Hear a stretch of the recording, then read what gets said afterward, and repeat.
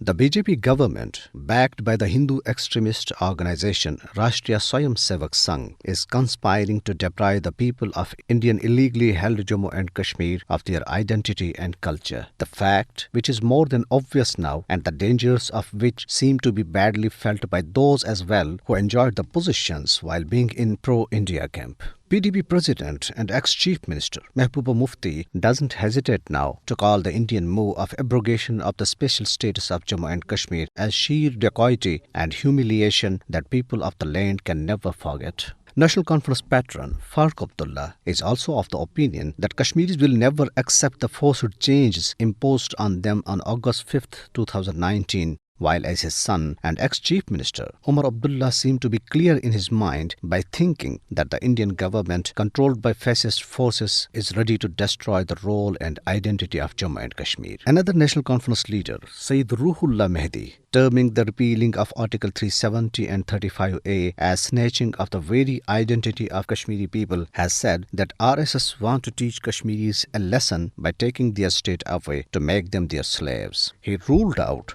that Hindu fascist Indian regime would not hand over powers to locals in Kashmir without fulfilling their nefarious plans. The National Conference General Secretary Ali Muhammad Sagar said the people of Kashmir, irrespective of their caste, creed, religion and regional affiliation, do feel disempowered as the successive orders post-August 2019 have put them on the track of terminal alienation. Muhammad Akbar Lone, Indian Member Parliament from same National Conference, said the occupied Jammu and Kashmir has been pushed towards the depths of chaos and uncertainty. And the president of the local chapter of Indian National Congress, Ghulam Ahmad Mir, said there was no change on the ground since the abrogation of Article 370, even though the BJP tried to show a rosy picture after the August 2019 move. Jammu and Kashmir is facing the most critical situation of its history at the moment. The moves taken by fascist Modi government with visible nefarious designs to extinct the identity and majority character of Kashmiri Muslims has led the situation to do or die stage for every Kashmiri, irrespective of his or her political affiliation. It is a wake-up call,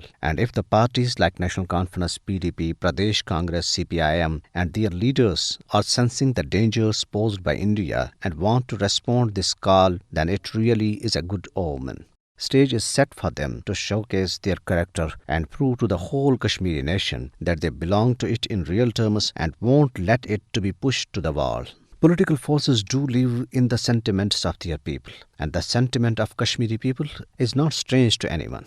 Those who don't live in the sentiments of their people and back out from the critical situations or do the opposite get ultimately fall down deep in the darkness of history. We all, from all walks of life and affiliations, particularly the said parties, need to rise to the occasion and show dedication, steadfastness, seriousness and perseverance to take our nation out of this critical situation, force India to withdraw the illegal and unilateral measures and ensure its honor, dignity, freedom and above all the right to self-determination.